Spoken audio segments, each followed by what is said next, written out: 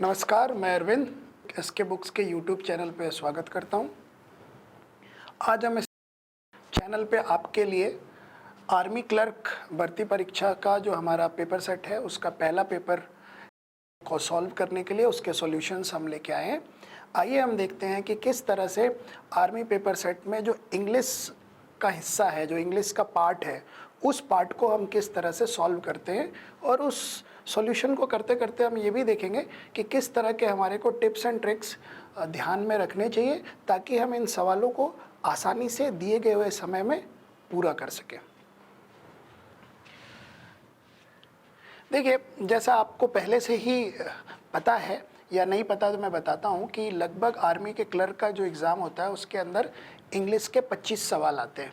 अब ये जो 25 के 25 सवाल आते हैं, ये 25 के सवाल ग्रामर और पैसेज से संबंधित होते हैं। इसमें वोकेबुलरी के भी सवाल होते हैं। तो पूरा जो इंग्लिश का जो 360 डिग्री की चीज़ है, चाहे वो ग्रामर की हो, चाहे वो पैसेज की हो, चाहे वो कॉम्प्रिहेंशन की हो, चाहे वो जम्बल्ड वर्ड्स की हो, अरेंजमेंट्स की हो, ये सारी चीज़ें एग्ज़ामिनर आपको क्लर्क के एग्ज़ाम में टेस्ट करता है। तो देखिए, जैसे हम जो सबसे पहला सवाल देख रहे हैं, इस पहला सवाल जो है ये फिल इन द ब्लैंक्स से संबंधित है। अब ये कहा जा रहा है कि I dash not stand before you, और ये आपसे कहता है कि ये जो 4 ऑप्शंस दिए गए हैं इसमें से कौन सा सबसे सूटेबल ऑप्शन होगा जो इस फिल इन द ब्लैंक्स को भरा जाएगा। अब देखिए, जो आई है, आई के साथ अगर आप नीचे के ऑप्शंस को देखेंगे तो आपको ये समझ में आएगा कि भाई आई के साथ जो भी क्रिया लगती है उसमें सीधा आईएनजी या एस का प्रयोग नहीं होता।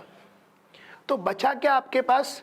डेयर ही आपके पास बचा। तो जब हम इसको उत्तर के रूप में चुनते हैं और मैं कहते हैं I dare not stand before you, इसका मतलब ये होता है कि मेरी हिम्मत नहीं है कि मैं आपके समकक्ष खड़ा हूं। तो पहले प्रश्न का उत्तर सी हो गया, जो कि है डेयर। दूसरे सवाल में देखिए कि आपसे पूछा जा रहा सिनोनियम। सिनोनियम का मतलब है कि जो ये वर्ड दिया गया हमारे को इंटरवेंशन, जो ये इंटरवेंशन शब्द है, इसका सिनोनियम हमारे से पूछा जा रहा है। सिनोनियम का अर्थ ये होता है कि इससे अर्थ में, मीनिंग में मिलता जुलता शब्द। अब इंटरवेंशन का मतलब होता है हस्तक्षेप, किसी भी चीज़ में हस्तक्षेप करना यानी इंटरवेंशन। अगर हम उससे मिलते जुलते शब्द को ढूंढें, चूंकि भी यहाँ पर इंटर है तो और भी इंटर वाले वर्ड्स का इसका सिनोनियम होने की संभावना बहुत ज़्यादा हो जाती है। तो सबसे पहले हम इन्हीं को देखेंगे। इंटरचेंज, चेंज वर्ड आ गया तो ये इसका सिनोनियम नहीं हुआ, क्योंकि चेंज का मतलब हो गया बदलाव।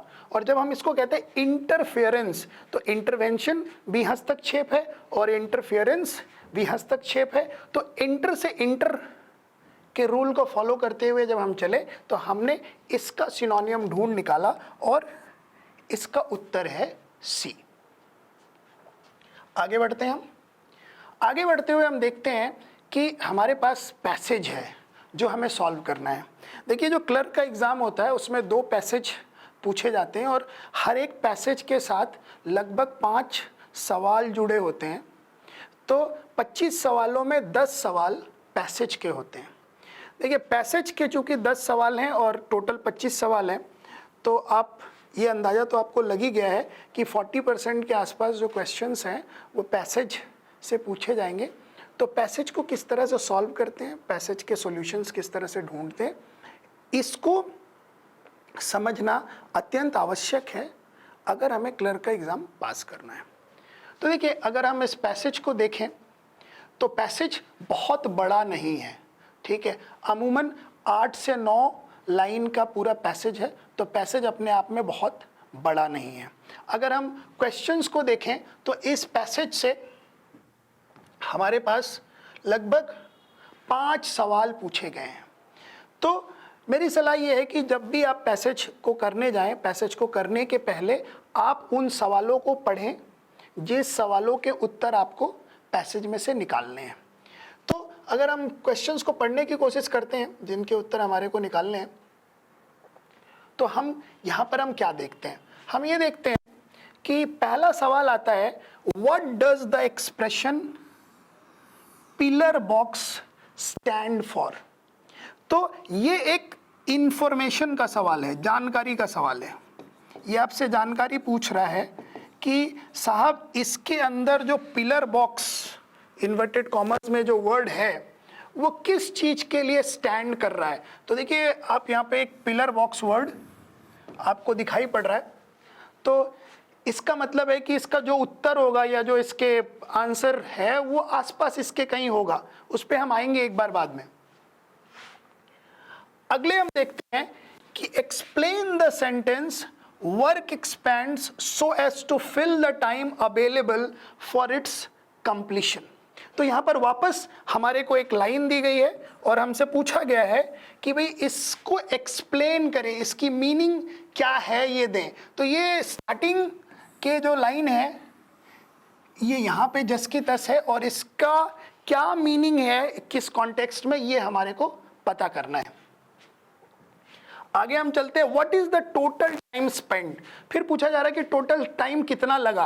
अब ये वापस से एक इंफॉर्मेशन का सवाल है, जानकारी का सवाल है और हमें पढ़ के ये समझना है कि साहब कितना टोटल टाइम लगा किसी एल्डरली लेडी को पोस्ट कार्ड लिखने में। Who is the person likely to take more time to do the work. ठीक है, किसको ज्यादा समय लगेगा इस काम को करने में। ये भी एक इंफॉर्मेशन का सवाल है और इसकी भी जानकारी हम हासिल करेंगे। आगे बढ़ते हुए हम देखते हैं, what happens when the time to spend to be spend on some work increases. अब देखिए ये इंफॉर्मेशन का सवाल के साथ साथ थोड़ी समझ का भी सवाल है, इन्फरेंस का सवाल है। हमारे को सोच के समझना है कि भी होता क्या है अगर समय बढ़ जाए। ठीक है, so what happens when the time to be spend on some work increases. अब हमने क्वेश्चंस को आइडेंटिफाई कर लिया है, हमने ये देख लिया है कि साहब 5 सवाल हैं। इन 5 सवालों में हमने पता लगाया है कि ये सवाल कहाँ हमें को दिख सकते हैं, उसके उत्तर कहाँ हो सकते हैं। अब उसके आधार पर हम आरंभ में चलते हैं और हम उनके उत्तर ढूंढने की कोशिश करेंगे। तो देखिए उत्तर तक पहुंचने के पहले एक बार मैं आपके साथ इस पैसेज की रीडिंग करता हूं।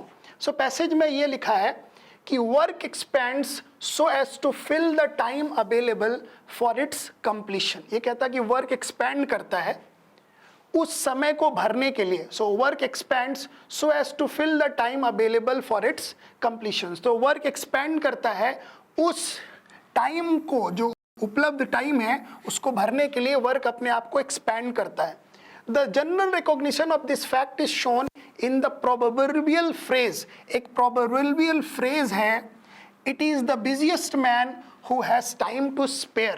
तो एक phrase है, ये phrase कहता है, एक proverbial phrase है जो ये कहता है कि जो सबसे busiest आदमी है उसी के पास समय है, उपलब्ध है। ये इसलिए है क्योंकि जो बिजी आदमी है वो काफ़ी ऑर्गेनाइज्ड होता है अपने काम में, तो उसके पास हर किसी काम को करने का समय होता है। Thus, an elderly lady at leisure can spend the entire day writing a postcard to her niece. तो वो कहता है कि एक elderly lady जिसके पास कोई काम नहीं है वो पूरा दिन ले सकती है, पूरा entire day ले सकती है writing a postcard to her niece। अब देखिए इसी से मिलता जुलता सवाल हमने पहले देखा है।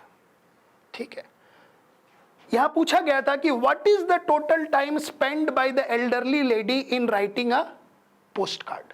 और जब हम पढ़ रहे हैं तो हमें यह दिख रहा है कि a lady at leisure can spend the entire day writing a post card to her niece. तो हमें इससे पता चला कि साहब कितना समय लेगा, तो उत्तर आया कि साहब ये पूरा एंटायर डे ले सकता है इस काम को करने के लिए। ये एल्डरली लेडी पूरा समय ले सकती है। ठीक है, अब उस पूरे दिन को जो वो लेती हैं तो उस पूरे दिन में वो करती क्या क्या है। तो कहा जा रहा है कि भाई an hour will be spend in finding the post card. Post card को ढूंढने में 1 घंटा लगेगा इनको। आगे क्या करेंगी, अनदर हंटिंग फॉर स्पेक्टिकल्स,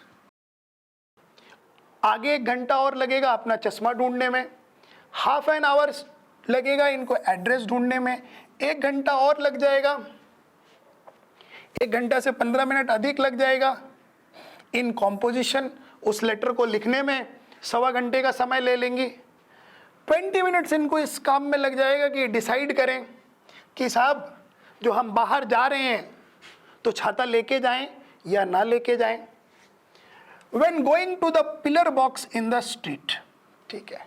अब सब पिलर बॉक्स क्या हो गया, तो भाई इनके पास चिट्ठी है और जो चिट्ठी है, जो पोस्ट कार्ड है, उसको डालना है। डालने के लिए जो डब्बे होते हैं, जो पिलर की तरह होते हैं, खंबे की तरह होते हैं, उनको पिलर बॉक्स कहा जाता है।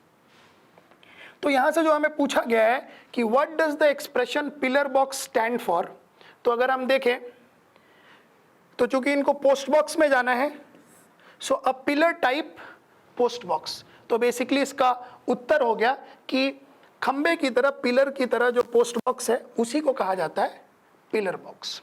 आगे, the total effort that would occupy a busy man for 3 minutes all told may in this fashion leave another person completely exhausted after a day of doubt, anxiety and toil।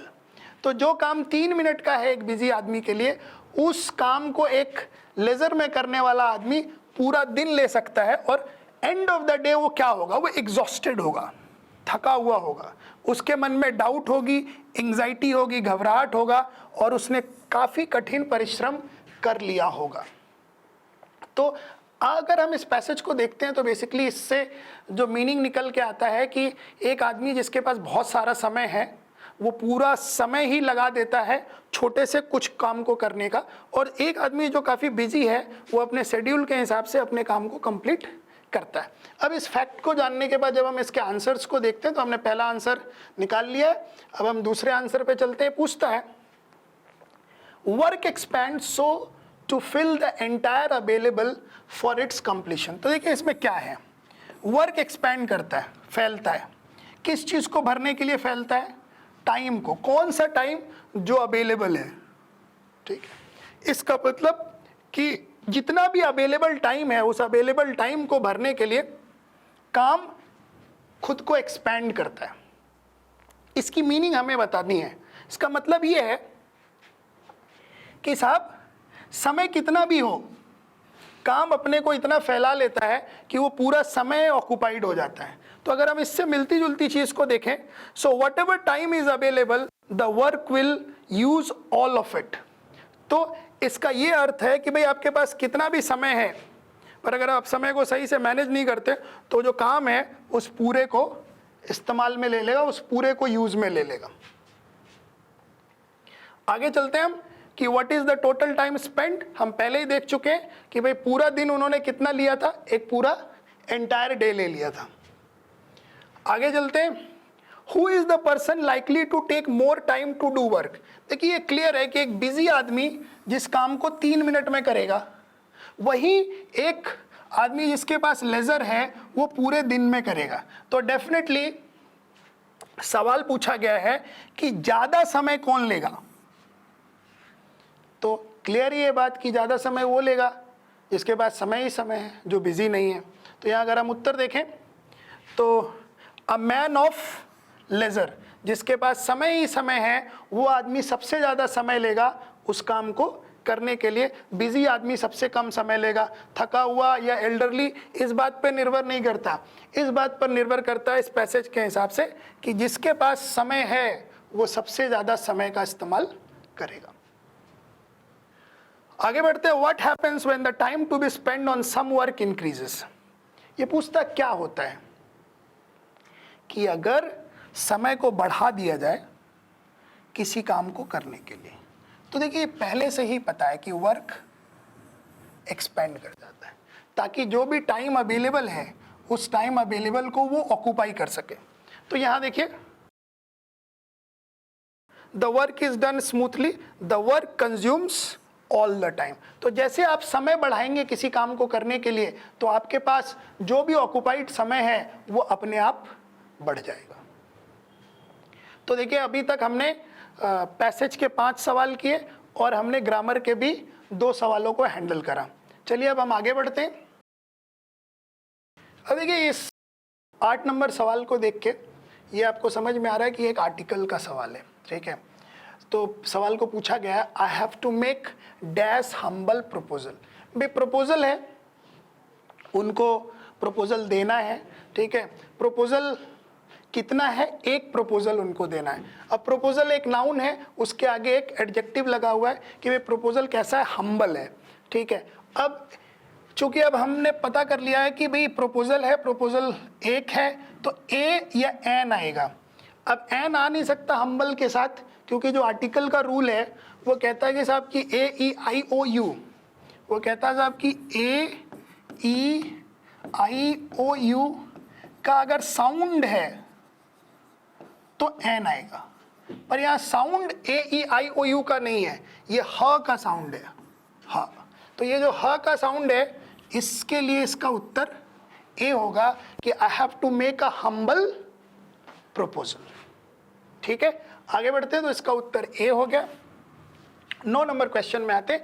देखिए इस question को देख के हमें क्या लगता है कि ये एक एरर का सवाल है और हमसे कहा गया है कि फाइंड द एरर, उस हिस्से में गलती ढूंढिए। तो 4 ऑप्शन दिए गए भाई, ए बी सी डी, कि भाई ये जो 4 ऑप्शन है और ऊपर जो ये सेंटेंस दिया गया है, इसमें कौन सा हिस्सा गलत है ये हमारे को मार्क करना। जो हिस्सा गलत होगा जब हम उसको मार्क करेंगे वो हमारा उत्तर होगा। So the success of the merger of the 2 banks, merger मतलब होता मिलना, तो सक्सेस जो है वो merger of the 2 banks is dependence, ठीक है। अब इज, जब यहाँ पे इज आया है तो इसके बाद वर्ब की 3rd फॉर्म आनी चाहिए, जो कि आई नहीं है।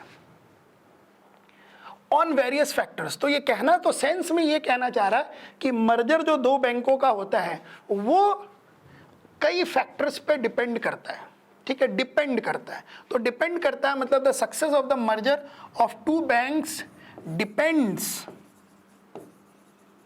ठीक है, ये उत्तर होना चाहिए। डिपेंड्स ऑन वेरियस फैक्टर्स, तो यहां पर जो इज डिपेंडेंस है ये पार्ट गलत है, और इज डिपेंडेंस कहां पर अपने को दिखाया गया? Bank is dependence. तो ये आपका राइट आंसर हो गया, ये आपका वो एरर का पार्ट हो गया जहां पर आपको गलती दिखाई दे रही है। आगे बढ़ते हैं हम क्वेश्चन नंबर 10। क्वेश्चन नंबर 10 में ये आपको कह रहे हैं कि रीअरेंज करिए द जम्बल्ड वर्ड्स। तो रीअरेंज करना, किनको करना? वर्ड्स को।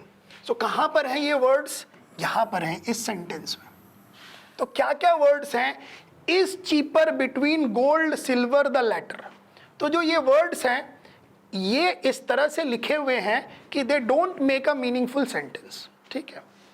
अब वो कह रहे हैं कि इसको रीअरेंज करिए एक मीनिंगफुल सेंटेंस में और बताएं हमें उत्तर के रूप में कि वो मीनिंगफुल सेंटेंस कौन सा है, ठीक है। तो जो सेंस बन रहा है इसमें कि 2 चीजों के बीच तुलना हो रही है, गोल्ड और सिल्वर में, और ये कहा जा रहा है कि जो बाद वाला है वो चीपर है, ठीक है। तो भाई साहब गोल्ड और सिल्वर में सिल्वर ही सस्ता होगा, ये कॉमन सेंस है। So between gold and silver, gold and silver के बीच में द लैटर इज चीपर, बाद वाला सस्ता है, तो ये आपका उत्तर है। जब हम ऊपर लिखते हैं गोल्ड एंड सिल्वर बिटवीन, तो ये बिटवीन इन दोनों के बीच नहीं आ रहा। द लैटर इज गोल्ड, यहां भी बिटवीन इन दोनों के बीच नहीं आ रहा।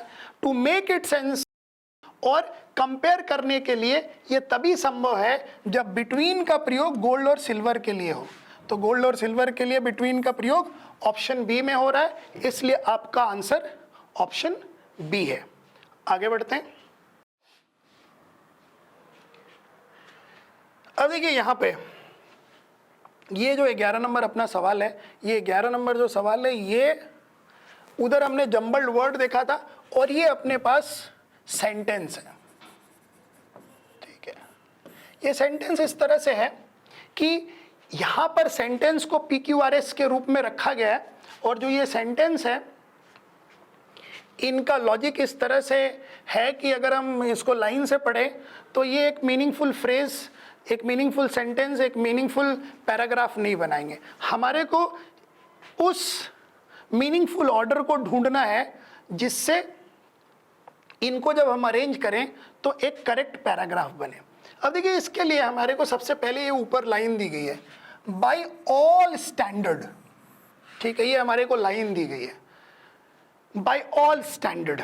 अब देखिए जो ये इधर नीचे की लाइन है, यहाँ पर जो पहला वर्ड है वो है बिलोंगिंग, यहाँ पर है पर्टिकुलरली, यहाँ है इनोसेंट, यहाँ है नेचर और यहाँ पर है हैज बीन है। सो बाय ऑल स्टैंडर्ड अगर हम इसको देखें तो सभी स्टैंडर्ड से आगे अगर हम इस चीज को बढ़ाने की कोशिश करते हैं कि भाई सभी स्टैंडर्ड से क्या है, नेचर्स पनिशमेंट टू द किसको नेचर का पनिशमेंट है ना, innocent people of this hilly state. So by all standard nature's punishment to the innocent people of this hilly state, particularly to those belonging to this district, has been inordinately cruel। अब देखिए एक meaningful sentence बन रहा है कि हर एक standard से अगर हम नापें तो जो नेचर का पनिशमेंट है उन इनोसेंट पीपल के इस स्टेट के, और इस स्टेट में भी पर्टिकुलरली इस डिस्ट्रिक्ट के, हैज बीन इनऑर्डिनेटली क्रूअल। यानी इसके बाद जो सबसे पहला आएगा वो है ये, इसके बाद जो आएगा वो है ये, और इसके बाद जो आ रहा है ये है, और उसके बाद ये आ रहा है ये।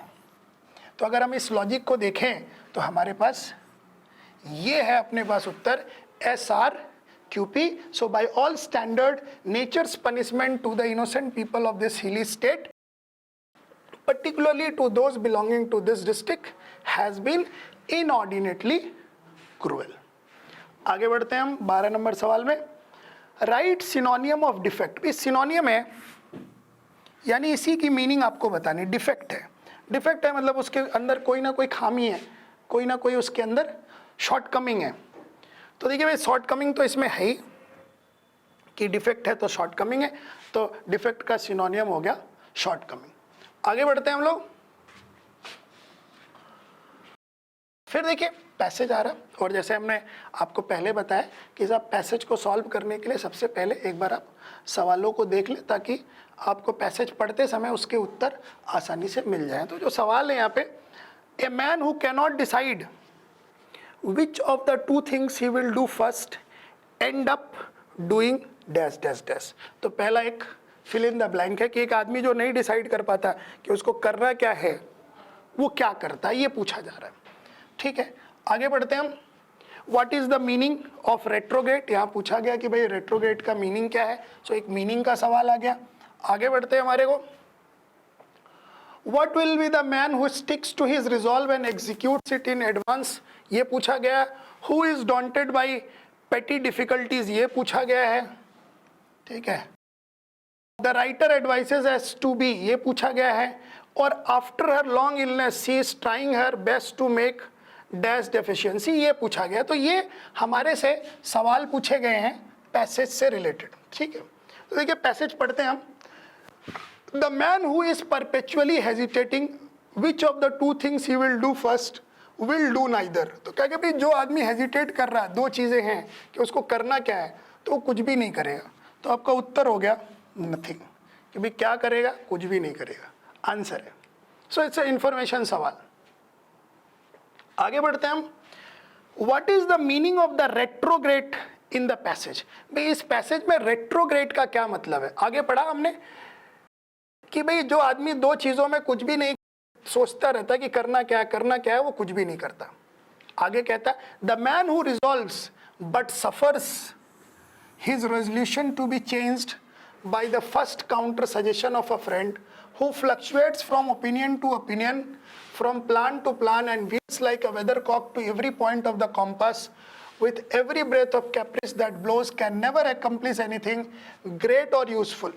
फिर ये कहता है कि साहब जो कंफ्यूज्ड है वो तो कुछ नहीं करेगा, पर जिस आदमी ने रिजॉल्व कर लिया कि कुछ करना है, पर उसका रिजॉल्व, उसका रेजोल्यूशन बदल जाता, चेंज हो जाता है। जैसे कोई आदमी पहला काउंटर सजेशन देता है वो बदल जाता है, या उसका ओपिनियन फ्लक्चुएट करता रहता है, बदलता रहता है हर सुझाव के साथ, या उसका प्लान बदलता रहता है, अगर वो एक वेदर की कॉक की तरह, जब एक वेदर का कॉक होता है जो हवा चलती है तो चारों दिशाओं में घूमता है दिशा बताने के लिए, तो अगर हवा के साथ वेदर कॉक की तरह अगर उसके डिसीजंस भी बदल रहे हैं, तो इस तरह का आदमी भी can never accomplish anything great और यूजफुल। ऐसे आदमी को भी बहुत सारी चीजें कभी जिंदगी में हासिल नहीं होती। Instead of being progressive in anything, he will best be stationary and more probably retrograde in all। तो यहाँ पर देखिए retrograde वर्ड आया है, ठीक है। तो अगर आप यहाँ देखिए तो retrograde जो वर्ड आया है वो एक ऐसे आदमी के लिए आया है जो आदमी प्रोग्रेसिव नहीं होगा, आगे नहीं बढ़ेगा। यानी इसका एक पॉजिटिव मीनिंग नहीं है, नेगेटिव मीनिंग है। तो जो नेगेटिव मीनिंग है इसमें stop moving, move backwards, move slowly. Retro मतलब होता पीछा, पीछे का। तो जो पीछे का सेंस बना रहा है वो ये बैकवर्ड वर्ड बना रहा है और ये नेगेटिव मीनिंग भी है। तो रेट्रोग्रेड का मीनिंग इस पैसेज के हिसाब से क्या हो गया? Move backwards. पैसेज को आगे बढ़ाते हैं। It is the only man who first consults wisely then resolves firmly. पर वो आदमी जो पहले कंसल्ट करता है ठीक से, फिर डिसीजन लेता है और फिर एग्जीक्यूट करता है अपने पर्पस पे, ठीक है। जिसके पास फ्लेक्सिबल परसिवियरेंस है, भाई परसिवियर तो करेगा, चलता रहेगा, अपना काम चलाता रहेगा, पर फ्लेक्सिबिलिटी भी है उसके अंदर, ठीक है। अनडिसमेड बाय दोज पेटी डिफिकल्टीज, और वो अपना रास्ता नहीं बदलता उन छोटे छोटे आघातों से जब उसके सामने आते हैं।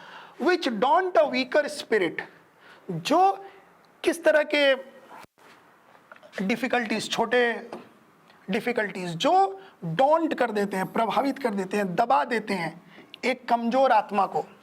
That can advance to eminence in any line, ऐसा ही आदमी एमिनेंस या समृद्धि की तरफ एडवांस कर सकता है। Take your course wisely but firmly and having taken it, hold upon it with heroic resolution and the Alps and Pyrenees will sink before you। तो ये सजेशन देता है राइटर कि आपका जो भी रास्ता आप चुनते हो उस रास्ते को वाइजली चुनो, दृढ़ता से चुनो, एंड हैविंग टेकन इट, और एक बार आपने रास्ता चुन लिया तो उस पर खड़े रहो। और तब ये जो दो बड़ी बड़ी पर्वत श्रृंखलाएं हैं ये भी आपके सामने नतमस्तक हो जाएंगी, आप बड़े से बड़ी चीज़ों को हासिल कर लेंगे। ये राइटर का कहना है। तो पैसे समझने के बाद हम थोड़ा उत्तर की तरफ बढ़ते हैं, वो आगे देखते हैं साहब क्या पूछा जाए। What will be the man who sticks to the resolve and executes it advance to. तो भी कहता है कि what will the man who sticks to his resolve and execute it advance to, भाई उसको मिलेगा क्या, ठीक है, वो उसको क्या मिलेगा। तो कहता है कि भाई जो इस तरह के काम करेगा, ठीक है, will advance to what, will advance to eminence, वो कहाँ बढ़ के जाएगा, वो एमिनेंस में जाएगा, उसको वो काफ़ी आगे बढ़ेगा, काफ़ी उसको ख्याति मिलेगी। तो यहाँ पर उत्तर क्या हो गया आपका? एमिनेंस। फिर पूछा जा रहा है who is daunted by the पेटी डिफिकल्टीज, छोटे छोटे परेशानियों से कौन आदमी परेशान हो जाता है, भाई वो परेशान होता है, कौन परेशान होता है? तो राइटर कहता है साहब वो परेशान होता है वीकर स्पिरिट, ठीक है। ये भी एक इंफॉर्मेशन का सवाल है। अगर आपको डोंट दिखता है लाइन में कहाँ पर है तो उसके आसपास ही उसके उत्तर होता है। तो अगर आप देखें कि who is daunted by petty difficulties, ठीक है, तो one with a weak spirit. आगे बढ़ते हैं हम अगले सवाल की तरफ। ये पूछा जाता है the writer advises as to be, भाई वो क्या कहता है आपको कैसा बनना है, ये बताता है कि भाई राइटर का एडवाइस क्या है, भाई आपको बनना क्या है, ठीक है, किस तरह से बनना है। ये लास्ट में वो कहता है कि भाई वाइज रहो, फर्म रहो, ये उसके कहने हैं कि भाई वाइज रहो और फर्म रहो। तो ये इसके दो मोस्ट इंपॉर्टेंट कन्विक्शंस है जो राइटर कहता है। तो कहता है कि भाई वाइज रहो, फर्म रहो और रेजोल्यूट रहो, और वाइज, फर्म एंड रेजोल्यूट पहले वाले ऑप्शन में है, इसलिए आपका उत्तर हो गया, ठीक है। तो अगर आप यहाँ देखें कि हमने इन 5 सवालों को उस पैसेज के आधार पर सॉल्व किया, और मोस्ट ऑफ द क्वेश्चंस उन लाइंस में पहले से ही थे, इसीलिए मैं पहले समझाता हूँ कि हमेशा पहले क्वेश्चंस को पढ़ लें, दिमाग में भर ले कि मेरे को इस तरह के हर क्वेश्चन में कीवर्ड होते हैं, और उस कीवर्ड को जहाँ भी आप उस पैसेज में देखें उसका सहारा लेके आप उस आंसर तक पहुंचे। चलिए आगे बढ़ते हैं। ये ग्रामर का क्वेश्चन है, ये एक फिल इन द ब्लैंक है यहाँ पर, और ये पूछा जा रहा है कि after her long illness she is trying her best to make dash her deficiency in studies. तो भाई वो बीमार हो गई, और बीमार होने के बाद जब वो ठीक हुई तो वो कोशिश कर रही है कि जो भी चीज़ डेफिशिएंसी, जो कमी रह गई है, उस कमी को पूरा करे, उस कमी को दूर करे। तो जब भी हम किसी चीज़ को पूरा करने की कोशिश करते हैं तो जो फ्रेज हम यूज़ करते हैं वो है make up for. So she is trying to make up for her deficiencies. तो हमारा आंसर 18 का ए हो गया, make up for. Let's continue further. यहाँ पर फिर एक आर्टिकल का सवाल है, सवाल पूछा गया है व्हाट डज ही डू, करता क्या है? तो उत्तर है ही सेल्स कार्स। ठीक है भाई, अब एक गाड़ी तो बेचेगा नहीं, कार्स है, प्लूरल है, और प्लूरल के साथ ए और एन आते नहीं है, द आ नहीं सकता क्योंकि द डेफिनेट आर्टिकल है, उसके लिए पहले कोई जानकारी होनी चाहिए। तो इसका करेक्ट आंसर हो गया नो आर्टिकल। आगे बढ़े, देखिए अगेन ऑर्डरिंग ऑफ सेंटेंस का सवाल आ गया आपके पास। पहले भी एक ऑर्डरिंग ऑफ सेंटेंस का सवाल आएगा, ऑर्डरिंग ऑफ सेंटेंस का सवाल आया था और ये वापस आ गया। तो ऑर्डरिंग ऑफ सेंटेंस जब हमने पहले भी करा था तो इसमें एक पहला सेंटेंस होता है और एक छठा सेंटेंस होता है, और इसके बीच में PQRS हैं। तो ये पहले और 6 के अकॉर्डिंग बीच के सेंसेस को अलाइन करना है, उनकी मीनिंग बतानी। तो सबसे पहले कहा गया for some time after. After preposition है, इसके बाद नाउन आएगा। तो अगर हम यहाँ से नाउन ढूंढने की कोशिश करें, ठीक है, तो हमारे को यहाँ मिलता है for some time after the treaty of Versailles. ये एक नाउन का फ्रेज है। तो अपना क्यू से स्टार्ट होता है, यहाँ पे अपने पास क्यू में 2 हैं, QPSR है और QPRS है। भाई P दोनों में कॉमन है। So for some time after the treaty of Versailles it was commonly assumed, तो यहाँ तक दोनों एक है। सो कॉमनली अज्यूम्ड बाई, किसके द्वारा? तो किसके द्वारा मतलब ये एस में आता है, तो ये हो नहीं सकता, तो ये यहां जाएगा। ठीक है, तो क्या बना? For some time after the treaty of Versailles it was commonly assumed, ठीक है, by the scholars and laymen, क्या alike, laymen alike, that Germany had caused World War first by itself. तो अगर हम इसको 1 2 3 4 को करें तो 1 हो गया अपना Q, 2 हो गया P, 3 हो गया अपना S, ठीक है, और 4 हो गया R। So this is the right answer. Let's move forward. Find out the alternative which is most opposite in meaning of the word. So opposite पूछा गया, सब ऑपोजिट मतलब उल्टा। किसका? टॉयल। टॉयल मतलब मेहनत करना। तो अगर आप मेहनत नहीं करते हो और आराम से आपको चीज़ें मिलती हैं तो सब इजी है, इसलिए आंसर ए हो गया। फिर 22 नंबर सवाल में आते हैं, ये भी एक फाइंड द एरर का सवाल है। We saw a man from the mist but we could not see who he was. तो यहाँ पर ये लिखा है कि वी सॉ अ मैन, हमने एक आदमी को देखा, फ्रॉम द मिस्ट, तो ऐसा मिस्ट मतलब होता धुंध, कोहरा। तो ऐसा लग रहा है कि हम कोहरे में थे और वहाँ से हमने एक आदमी को देखा। बट जो इसका सेंस है कि हमने एक आदमी को कोहरे में देखा, पर हम ये पता नहीं कर पाए वो है कौन। तो यहाँ ये जो लाइन है ये गलत है, ये फ्रॉम की जगह इन होना चाहिए। तो ये लाइन जहाँ भी हमारे को मिलती है ये ही वो एरर का पार्ट है, यही वो रॉन्ग आंसर है। आगे बढ़ते हैं हम। Dash man which you gave me is lost. So dash क्या दिया आपने हमारे को? फैन दिया। ठीक है, तो ये कहता है कि dash fan which you gave me is lost. आपने मुझे जो पंखा दिया वो खो गया। तो देखिए पंखा जो है ये नाउन है और इसके आगे हम ने एक रिलेटिव प्रोनाउन का यूज करा है, और हमने ये जो रिलेटिव प्रोनाउन का यूज करा है विच, उसका एक पर्पस है। हम ये बताना चाह रहे हैं कि कोई सा भी पंखा नहीं, वो वाला पंखा जो आपने मुझे दिया था वो खो गया। मतलब हम इस पंखे को अच्छी तरह पहचानते हैं, द फैन इज डिफाइंड।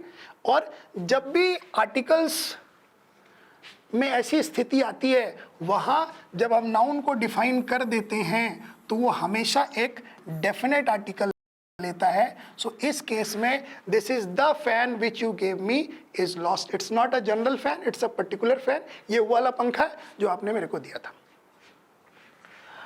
फिर ये आ जाता है अपने पास वन वर्ड, ठीक है, वन वर्ड का सवाल है।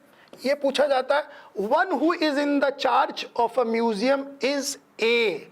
तो एक आदमी जो इंचार्ज है, कहाँ का इंचार्ज है साहब? म्यूजियम का इंचार्ज है। So one who is in charge of a museum is a what, ठीक है। तो साहब 4 वर्ड्स इसमें दिए हैं। या तो आपको सीधा पता हो और आप आंसर बोलोगे साहब क्यूरेटर है। अगर आपको काटना है, अगर आपको एलिमिनेट करना है, ठीक है, तो वार्डन साहब हॉस्टल में होते हैं, सुपरवाइजर फैक्ट्रीज में होते हैं, केयर टेकर प्रॉपर्टी के होते हैं। तो अगर आप इन चारों को काट लो तो डेफिनेटली आपके पास म्यूजियम के लिए क्यूरेटर ही बचता है। आगे बढ़ जाइए। ये वापस से एक एरर का सवाल है। आई डोंट यूजुअली लाइक स्टेइंग, ठीक है। स्टे कहाँ करोगे साहब? होटल में। तो स्टेइंग इन और स्टेइंग एट। अब यहां पर इस लाइन में इन और एट मिसिंग है, तो डेफिनेटली जो आपका एरर है वो पहले ही पार्ट में है। तो अगर आप इनमें देखें, so I don't usually like staying, तो ये एरर है। और इस एरर को हमने डी पार्ट में देखा, तो 25 का जो आंसर है वो डी है। तो देखिए, मैंने आपको ये 25 सवाल जो आर्मी के क्लर्क के एग्जाम में आते हैं इंग्लिश में, उसको हमने आपके साथ सॉल्व किया और हमने आपको सॉल्व करते हुए दिखाया कि किस तरह से पैसेज को किया जाता है, किस तरह से एरर्स को हैंडल किया जाता है, फिल इन द ब्लैंक को, जम्बल्ड को, ऑर्डरिंग ऑफ सेंटेंसेस को, सिनोनियम को, एंटोनियम्स को। हर तरह के सवाल आते हैं और हर तरह के सवाल को हल आप आसानी से कर सकते हैं। अब जब भी आप क्लर्क की तैयारी करें और क्लर्क की अच्छी तैयारी करके पास करने के लिए इंग्लिश, चूँकि 25 सवाल इसके आते हैं कि तो ये सबसे अनिवार्य सब्जेक्ट है इसको पास करने के लिए। और इसको पास करने के लिए जो सबसे बेहतरीन किताबें और पेपर सेट उपलब्ध हैं वो एसके के उपलब्ध हैं। और हमने आपको सबसे आरंभ में भी बताया था कि एसके के जो पेपर सेट हैं उससे आप सबसे बेहतरीन तैयारी कर सकते हैं, इनको सॉल्व कर सकते हैं, ठीक है। और इस एग्ज़ाम को हल करने के लिए जो भी आपको किताब या मैटर चाहिए, और वो एसके के जो किताब और मैटर है वो हमारी शॉप्स या ऑनलाइन पर उपलब्ध हैं। और इस जो वीडियो को आप वॉच करेंगे तो आप वहाँ देखेंगे कि उसके लिंक के डिस्क्रिप्शन बॉक्स में इन किताबों के जो किताबें हैं हमारी, ठीक है, इन किताबों के जो हमारी किताबें हैं, इन किताबों के डिस्क्रिप्शंस हमारे उस लिंक में उपलब्ध हैं। तो आप उस लिंक में जाके अगर उन किताबों को देखें, ये किताबें हमारी, इन किताबों के लिंक हमारे डिस्क्रिप्शन के नीचे, वीडियो के नीचे आपको उपलब्ध होंगे। ये 2 किताबें हैं, ये पूरी किताब है। इस किताब के अंदर हम पूरे सिलेबस को कवर करते हैं और इसमें हर एक टॉपिक के बाद प्रीवियस ईयर में आए हुए जितने भी क्वेश्चंस हैं उसको भी हमने टॉपिक के हिसाब से इसके अंदर सम्मिलित कर रखा है। इसमें ग्रामर भी है, वोकेबलरी भी है, कॉम्प्रिहेंशन भी है, ठीक है। और हमने जम्बल्ड वर्ड को भी रिजॉल्व करने के लिए बेस्ट ऑफ द बेस्ट तरीके और ट्रिक्स आपको समझाए हैं। आप इस किताब का प्रयोग करें और इस किताब के साथ साथ ये जो 50 पेपर सेट हैं हमारे, इसका भी प्रयोग करें ताकि आपको जल्द से जल्द सफलता मिल सके इस तरह के एग्ज़ाम में, ठीक है।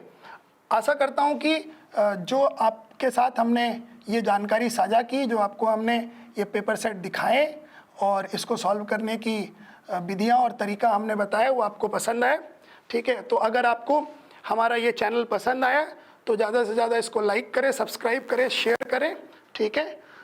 Thank you for being and joining in this our journey of SK classes paper set solving.